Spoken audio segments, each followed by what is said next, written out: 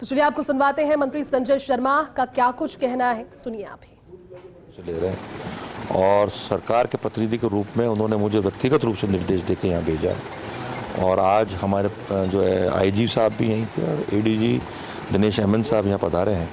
तो निश्चित रूप से घटना बड़ी है, दुखद है और व्यापारी की हत्या होना, मुलजिमों द्वारा होना किसी भी हालत में बर्दाश्त नहीं की जाएगी।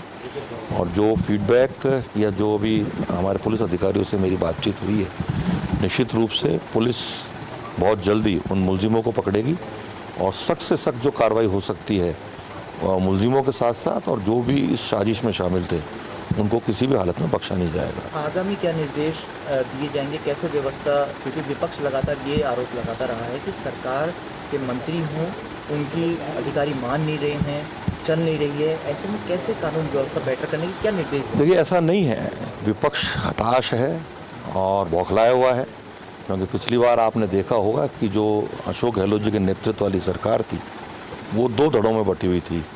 चाहे सचिन पायलट जी का नेतृत्व था, अशोक गहलोत जी का नेतृत्व था, वो सरकार लगातार होटलों में बंद रही। और यदि मैं अलवर ज़िले की बात करूं तो उससे पहले 5 साल में जो अशोक गहलोत जी की सरकार थी, जब संयुक्त जिला था, उसमें भी आप देखेंगे तो अपराधियों के हौसले बहुत ज़्यादा बुलंद थे। और 8 महीने में ये पहली घटना इस प्रकार की हुई है कि जिसमें व्यापारी के साथ घटना हुई और उसमें व्यापारी की मृत्यु हुई। बहुत दुखद है, उसको हम स्वीकार करते हैं कि बहुत दुखद घटना है।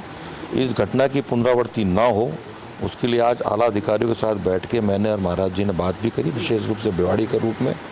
और यहाँ पे नफरी की कमी बताई गई हमारे व्यापारी भाइयों द्वारा, उसके साथ साथ संसाधनों का अभाव बताया गया। और जैसा कि माननीय मुख्यमंत्री जी द्वारा बजट घोषणा की गई है उसमें बहुत जल्दी वो जो फोर्स आने वाली है वो डिप्लॉय जल्दी हो, साथ ही संसाधन पूरे हों।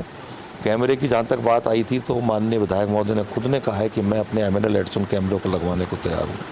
CSR फंड से माननीय विधायक महोदय ने कहा है कि हम जीप भी देने को तैयार हैं। आने वाले समय में भिवाड़ी पुलिस विशेष रूप से अत्याधुनिक हथियारों से सशक्त होगी, उनको जो संसाधन चाहिए वो दिए जाएंगे और हर हाल में मुलजिमों पर नकेल कसे माननीय मुख्यमंत्री जी का जो संकल्प है उनके नेतृत्व में, चाहे पुलिस हो चाहे प्रशासन हो, हम सब लोग कटिबद्ध होकर के आम आदमी को किस प्रकार से सुरक्षित रहे, आम जन को किस प्रकार से सुरक्षा मिले और अपराधियों में भय हो, उसके लिए तत्परता से काम करेंगे।